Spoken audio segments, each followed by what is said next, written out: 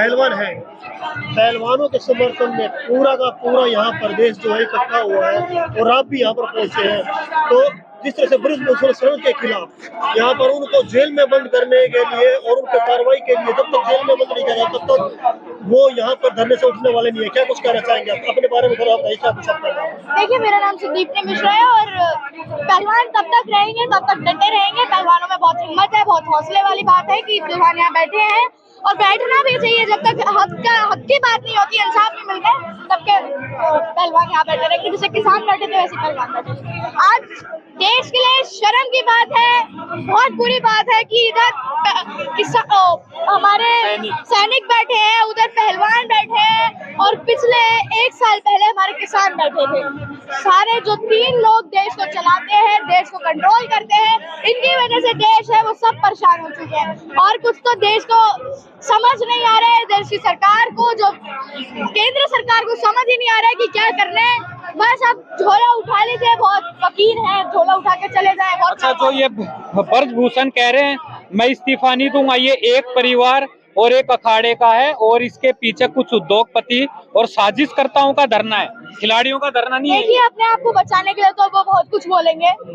बुझता हुआ दिया बहुत फड़फड़ाता है, जो कहते हैं ना, बुझता हुआ दिया बहुत ज्यादा फड़फड़ाता है, वही हो रहा है। बुझता हुआ दिया फड़फड़ा रहा है और आगे होगा।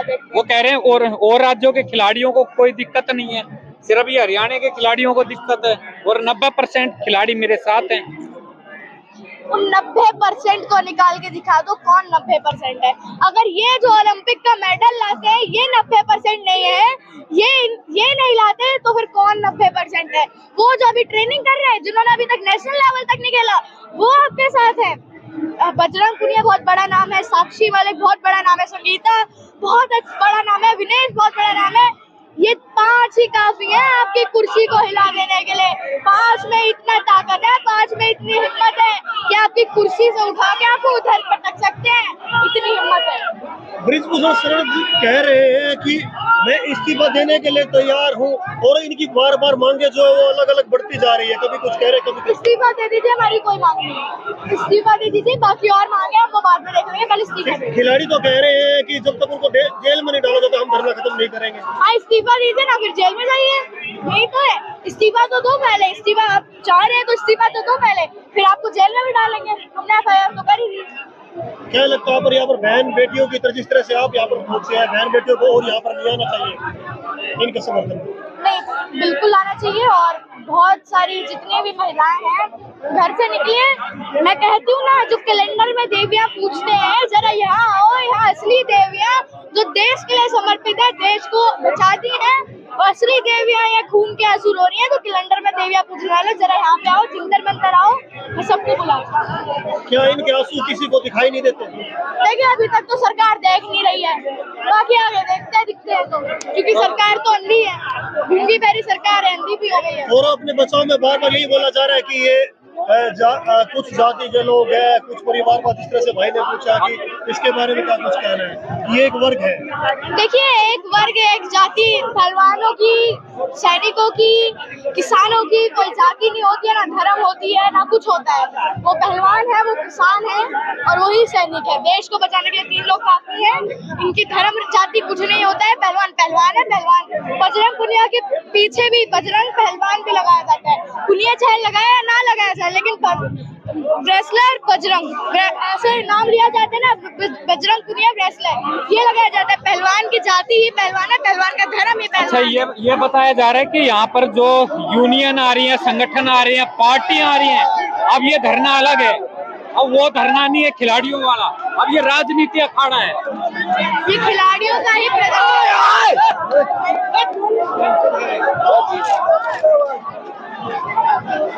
औरत के बंदा है जो आ रखा है यहाँ पे, बीजेपी का बंदा है, ये लीडर है यहाँ पे आ रखा है भड़काने के लिए। अच्छा, वो कह रहे हैं कि अब ये पहलवानों का अखाड़ा नहीं रहा, अब ये राजनीति अखाड़ा हो गया है, क्योंकि यूनियन, संगठन और सभी पार्टियां इसमें आ गई हैं। देखिए, ऐसे कुछ बात नहीं है, पार्टियां समर्थन करने आई है, रहेगा, पहलवानों का अखाड़ा ही रहेगा। बाकी पार्टियां समर्थन करने आ रही है। आप आपके घर पे कोई मेहमान आ रहा है, आप उसे भाई बना के देंगे, भैया अलाउड नहीं है, ऐसे कहते हैं क्या आप? नहीं, पर अगर समर्थन करने आ रहे हैं तो बिल्कुल है, समर्थन के लिए मना नहीं गए। सारी पार्टियां लेकिन बीजेपी समर्थन कर रही है भैया ब्रिजभूषण को मिट्टी में मिला दीजिए भड़ा कहते हैं, है ना। FIR हो गई, जेल में डाल दीजिए, इस्तीफा करा दीजिए, आपको हम वही समर्थन मांग लेंगे। अच्छा एक बात हो, जब राहुल गांधी भारत जोड़ो यात्रा कर रहे थे तब दिल्ली पुलिस पहुंच गई थी, बताइए जी किस किस महिलाओं ने आपको अपनी दुख मतलब जो भी बताया भाई हैरेसमेंट के बारे में, यौन शोषण के बारे में।